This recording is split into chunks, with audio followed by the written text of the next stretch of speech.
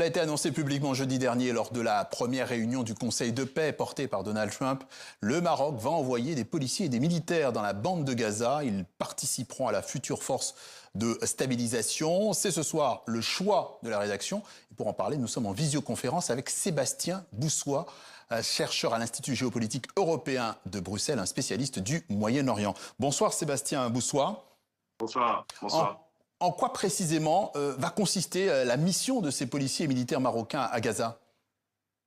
Écoutez, le programme est multidimensionnel. En réalité, ce qui est intéressant, c'est de voir que face à l'impuissance des Nations Unies, le Conseil de paix de Donald Trump est en train de mettre en place de manière concrète, dans le cadre de la phase 2 de son plan de paix, quelque chose de très opérationnel pour permettre à la fois la reconstruction, mais également la sécurité de l'enclave à Gaza. Or, on sait à quel point, évidemment, la situation est tendue, au-delà de ce qui s'est passé depuis le 7 octobre 2023, au-delà de la riposte israélienne, au-delà des difficultés de faire désarmer le Hamas. Le Maroc, avec l'Indonésie, sera un pivot pour permettre de stabiliser la situation d'un point de vue sécuritaire, avec la présence des forces armées royales marocaines, environ à peu près 20 000 membres, mais également 12 000 policiers qui vont former sur le terrain les personnes en termes de sécurité, qui vont être d'un apport extrêmement important en termes de ce qu'on appelle la déradicalisation, ou en tout cas la lutte contre l'extrémisme violent, pour éviter, vous imaginez bien,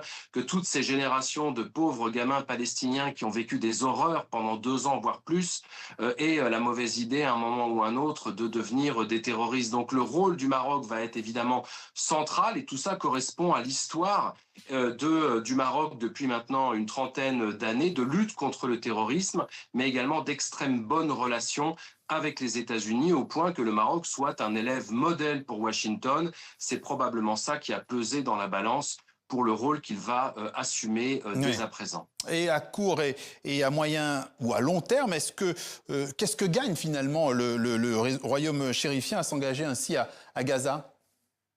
Écoutez, il gagne énormément de choses. Il a un renforcement clair et net de la coopération avec les États-Unis.